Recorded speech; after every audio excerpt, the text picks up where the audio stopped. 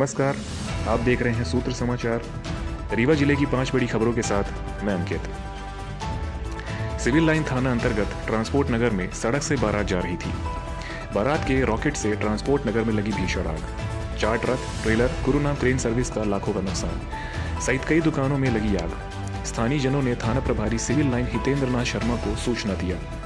थाना प्रभारी ने तत्परता दिखाते हुए फायर ब्रिगेड सहित मौके पर तुरंत पहुंचकर आग पर पाया काबू। घटना की सूचना पाते ही सीएसपी शिवाली चतुर्वेदी मौके पर पहुंची। घटना को लेकर सीएसपी शिवाली चतुर्वेदी ने बताया। आग लगी, किस कारण से कैसे आग लगी है? जी हाँ, ट्रांसपोर्ट नगर में आग लग गई है और मौके पर पहुंचकर टीआई साहब ने जांच पड़ताल की तो पता चला कि एक बारात सड़क से गुजर रही थी जिसकी आतिशबाजी के दौरान टायर्स में आग लग गई है और जिसे बुझाने के लिए हमने फायर ब्रिगेड बुलाई है और आग पर काबू पा लिया है। कितनी फायर ब्रिगेड मंगाई गई थी? करीब 9 से 10 फायर ब्रिगेड के माध्यम से आग पर काबू पाया गया है। लगभग कितने दुकानों में आग लग गई थी? अभी तक तो एक ही दुकान का पता चला है हमें, साथ ही 4 ट्रेलर भी जलकर उसमें भी नुकसान हुआ है टायर्स में, और आसपास की दुकानों में भी थोड़ा बहुत नुकसान पाया गया है। कुछ ट्रेलरों में आग लग गई थी? जी बड़ी ट्रेलर में? जी कितने ट्रेलर में आग लगी? 2 ट्रेलर। जी। रीवा जिले गुड़ सामुदायिक स्वास्थ्य केंद्र से मारपीट का वीडियो आया सामने। सामुदायिक स्वास्थ्य केंद्र के नियमों सहित स्टाफ के कई लोगों ने एनजीओ की महिला संचालक और उनकी टीम की कड़ी बेदम पिटाई। मारपीट का वीडियो सोशल मीडिया पर जमकर हो रहा है वायरल। स्वास्थ्य केंद्र के डॉक्टरों का बेरहम चेहरा आया सामने। सामुदायिक स्वास्थ्य केंद्र शिविर लगाने पहुंची थी एनजीओ की टीम। शिकायत के बाद 3 नामजद लोगों के ऊपर मामला दर्ज। मामले की जांच में जुटी पुलिस। सर, घटना ये है कि यहाँ से सीएमएचओ सर के आदेश पे, एक्चुअली मैं शुरू से आपको बताऊं तो हम लोग, मैं श्लेषा शुक्ला बेनिशियन हेल्पिंग सोसाइटी से हूँ और हम लोग समाज के लिए काफ़ी अच्छा काम करते हैं और हमारा पेज भी है, अगर किसी को कोई किसी भी तरह से हो तो हमारा पेज भी है बेनिशियन हेल्पिंग सोसाइटी के नाम से, फेसबुक में, इंस्टाग्राम में है। और आप सब लोगों में से बहुत सारे रीवा के लोग जुड़े भी हुए हैं, काफ़ी अच्छा वो रहता है, रिस्पांस रहता है सबका। तो हम लोग यहाँ गए थे तो सीएमएचओ सर से हमारी बात हुई थी। उनके पास कुछ ऐसे केस आए थे कि जो ऑपरेशन फ्री में होता है, जिसका कोई पैसा नहीं लगता है, वो ऑपरेशन करने के लिए प्राइवेट हॉस्पिटल, कुछ ऐसे हॉस्पिटल्स या कुछ लोग हैं जो कि उसका 15 से 20 हज़ार रुपये लेते हैं। तो उनके पास ऐसी जब बातें गई तो बोले कि इस ऑपरेशन में कोई पैसा नहीं लगता है, तो कुछ एक अभियान चलाया जाए। तो इस अभियान को हम लोगों ने, बेनिशियन वालों ने नाम दिया था नयन तारा अभियान। संचालक महिला है, उनके साथ एक साथ मारपीट हुई है। एक जानकारी अभी वीडियो के माध्यम से प्रकाश में आई थी कि जो गुड़ सामुदायिक चिकित्सालय है, वहाँ पे आई कैम्प के लिए एनजीओ गए थे। वहाँ के जो प्रभारी डॉक्टर हैं कल्याण सिंह, उनसे उनका कुछ विवाद हो गया था। इस बात का वीडियो वायरल हुआ था। उस पर संज्ञान लेकर के थाना प्रभारी गुड़ ने अपराध पंजीबद्ध किया है। कल्याण सिंह अन्य 2 के विरुद्ध अपराध पंजीबद्ध है वहाँ, जिसकी विवेचना की जा रही है। चिकित्सालय जो स्थानीय सामुदायिक चिकित्सालय है, वहाँ के भी कर्मचारियों ने डॉक्टर साहब के माध्यम से एक आवेदन दिया है, इसकी जांच भी की जा रही है। दोनों जांच और विवेचना जारी है अभी, और जो तथ्य निकल के आएंगे जो सामने, वो कार्रवाई की जाएगी। आवेदन के आधार पर सब पहली ऐसी कौन सी धारा है जो उन पर लगाई गई है? कितने लोगों पर धारा लगी? जो अभी एफआईआर जो हुई है 354 आईपीसी की धारा में कार्रवाई की गई है।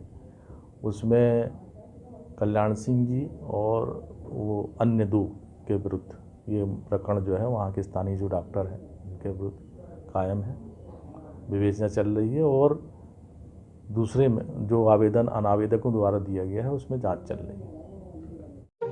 अब आपके शहर रीवा में पुष्पांजलि ग्रीन्स मैरिज गार्डन की हुई शुरुआत। शादी, बर्थडे पार्टी सहित अन्य कार्यक्रमों के लिए सर्व सुविधाओं के साथ आप सभी के लिए सस्ता एवं उचित दाम पर उपलब्ध है। 2 एकड़ से अधिक एरिया में बने मैरिज गार्डन में सीसीटीवी कैमरे एवं बेहतरीन पार्किंग व्यवस्था के साथ में 6 कमरे, अटैच्ड बाथरूम, उत्तम हॉल की व्यवस्था, इतना ही 4500 वर्ग फीट में निर्मित मैरिज हॉल, सभी व्यवस्थाओं के साथ उपलब्ध है। पुष्पांजलि ग्रीन्स मैरिज गार्डन, बदरांव स्थित शिल्पी ग्रीन्स के बगल में गुड़ रोड, रीवा। रीवा शहर के शासकीय कन्या महाविद्यालय में बने नवीन ऑडिटोरियम में स्केच आर्टिस्ट विभूति मिश्रा द्वारा 50 बाय 80 फुट का मेडिसिनल पोर्ट्रेट तैयार किया गया है, जिसे बनाने में उसे व उसके 2 सहयोगियों को 2 दिन का वक्त लगा। इसके पूरे निर्माण में सैनिटरी नैपकिन, कैल्शियम आयरन और विटामिन की टैबलेट का उपयोग किया गया है। खास बात यह है कि छात्राओं को सैनिटरी नैपकिन की उपयोगिता के साथ साथ खून की कमी जैसे गंभीर विषय पर जागृत करना यहाँ इसकी मुख्य उद्देश्य था। वहीं इस पोर्ट्रेट में प्रयोग की गई सारी दवाइयाँ व नैपकिन उन्हें वितरित की जाएगी जिन्हें वास्तव में इसकी ज़रूरत है। साथ ही उन्हें जागरूक भी किया जाएगा।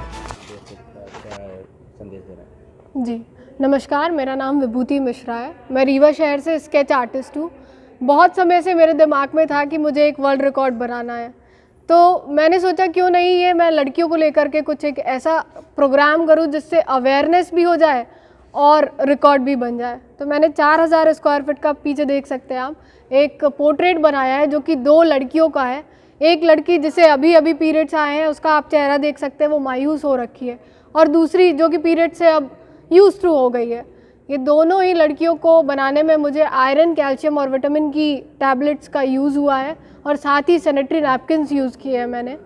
प्रोग्राम कंप्लीट होते ही, मेरा रिकॉर्ड बनते ही, मैं इसको, जो कि बन चुका है रिकॉर्ड, मैं बता दूँ आपको, और ये प्रोग्राम होते ही मैं इसे 20+ स्कूल्स में खुद जाऊंगी, हमारी पूरी टीम जाएगी, और हम इसे अवेयरनेस को पूरे शहर में फैलाएंगे कि पीरियड्स के दौरान आपको मतलब कैसी चीज़ों का सामना करना पड़ता है, और उसके लिए क्या क्या आपको हाइजीन मेंटेन करने के लिए चीज़ें करनी चाहिए।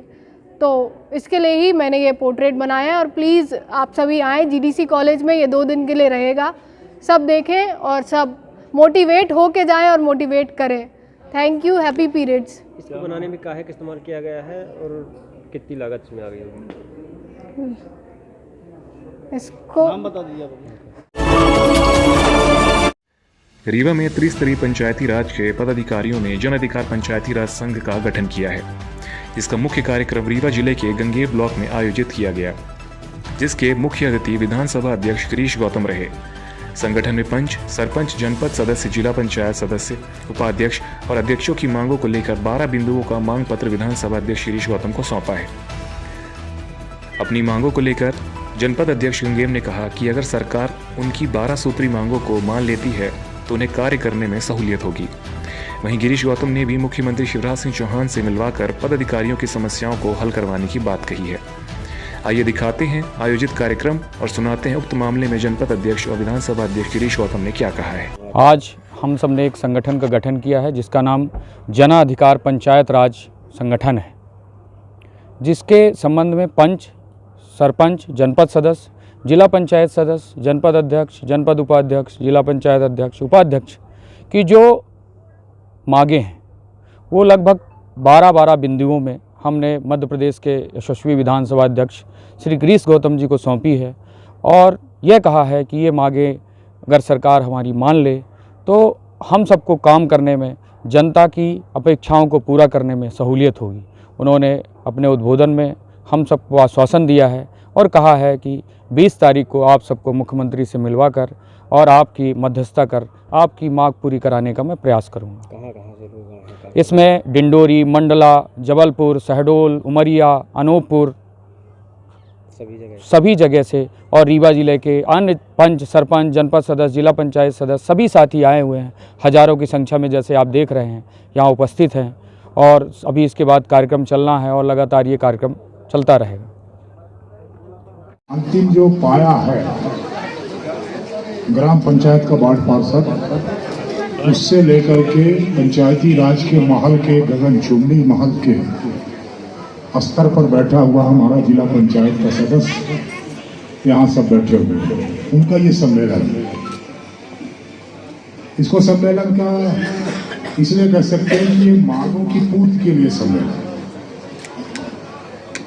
इस अवसर पर मैं भाई भी चर्चा की है। हम चुन करके आए हैं तो हमारी जिम्मेदारी 2-3 तरह की है। एक स्व के लिए है, एक जनता के लिए। हमारा मानदेय चाहिए, हमको चक्रवृद्धि भत्ता चाहिए, हमको लिखित चाहिए, ये सब हमारे स्व के लिए होगी। मतलब हम जनप्रतिनिधि बन करके काम करेंगे, 24 घंटा काम करेंगे, तो स्वाभाविक है वो व्यवस्था बननी चाहिए। हमारा दूसरा योगदान ये होना चाहिए कि पंचायत के विकास में हमारी भूमिका क्या हो सकती है। और मैं समझता हूँ कि पिछली बार भी, क्योंकि मैं उसमें भी कई बार भागीदारी किया था, मैंने देखा था उसको बतौर विधायक, बड़ा भारी पंचायती राज एक सम्मेलन न होकर के एक आंदोलन बना था पूरे प्रदेश में, और लाल जी वगैरह तो बड़े अगुआ थे उसके। रीवा में प्रशासन की पहल पर रीवा अमरकंटक सड़क निर्माण कंपनी ने साईं मंदिर स्थित बेसहारा लोगों को कंबल और दरी का वितरण किया। इस दौरान अपर कलेक्टर शैलेंद्र सिंह मौजूद रहे। ठेकेदार ने बताया कि प्रशासन के द्वारा जानकारी दी गई थी कि निराश्रित लोगों को दरी कंबल की आवश्यकता है, जिसके बाद अधिकारियों के मार्गदर्शन में 50 दरी और 50 कंबल का वितरण किया गया है। वहीं पूरे मामले को लेकर अपर कलेक्टर शैलेंद्र सिंह ने कहा कि ठेकेदार को धन्यवाद देते हैं, जिनके द्वारा कलेक्टर कमिश्नर के निर्देश पर गरीबों को कंबल और दरी का वितरण किया गया है, जो कड़कड़ाती ठंड में गरीबों के लिए सहायक होगी। आपको बता दें कि साईं मंदिर कोठी कंपाउंड शंकर मंदिर के पास सैकड़ों निराश्रित रहते हैं, जिन्हें कई बार प्रशासन के द्वारा नगर निगम के द्वारा बनाए गए आश्रय गृहों में भेजने का प्रयास किया गया, लेकिन वृद्ध व्यापारियों के द्वारा दिए जा रहे मदद की लालच के चलते खुले में रात बिताते हैं, जिसके चलते समाज सेवियों के द्वारा वितरित किए गए कंबल कड़कड़ाती ठंड से बचाव के लिए बहुत ही लाभदायक साबित होते हैं। आइए दिखाते हैं कार्यक्रम को और सुनाते हैं ठेकेदार और अपर कलेक्टर शैलेंद्र सिंह ने क्या कहा है। क्या गया कैसा?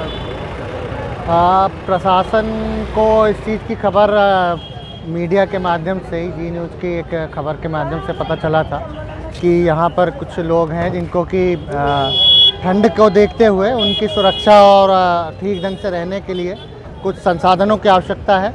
और जब ये बात सामने आई तो मनोज गौड़ जी, जो कि हमारे यहाँ से रीवा शहडोल राजमार्ग बना रहे हैं, उसके ठेकेदार हैं, उन्होंने यह सहमति व्यक्त की कलेक्टर साहब, कमिश्नर साहब के सामने ये बात आई थी कि इसमें कुछ करना है। और जब ये बात सामने आई तो इन्होंने आगे बढ़ के खुद ये जिम्मेदारी ली कि मैं इन लोगों के लिए कुछ करना चाहता हूँ। मैं धन्यवाद देना चाहता हूँ मनोज गौड़ जी को, जिन्होंने कि कलेक्टर साहब का सहयोग करते हुए और जो इन लोगों को कंबल वितरण का कार्यक्रम किया, ये एक बहुत अच्छा कार्यक्रम है और निश्चित रूप से इनके लिए ऐसी कड़कड़ाती ठंड में ये बहुत सहायक सिद्ध होगा। कितने कंबल बांटे सर? 50 के लगभग कंबल हम लोग लेकर आए थे। 30-40 हितग्राहियों का हम लोग को सूची बताई थी अजय मिश्रा ने, तो उसके हिसाब से हम लोगों ने करीब 40-50 कंबलों की व्यवस्था थी, 50 दरी और 50 कंबल।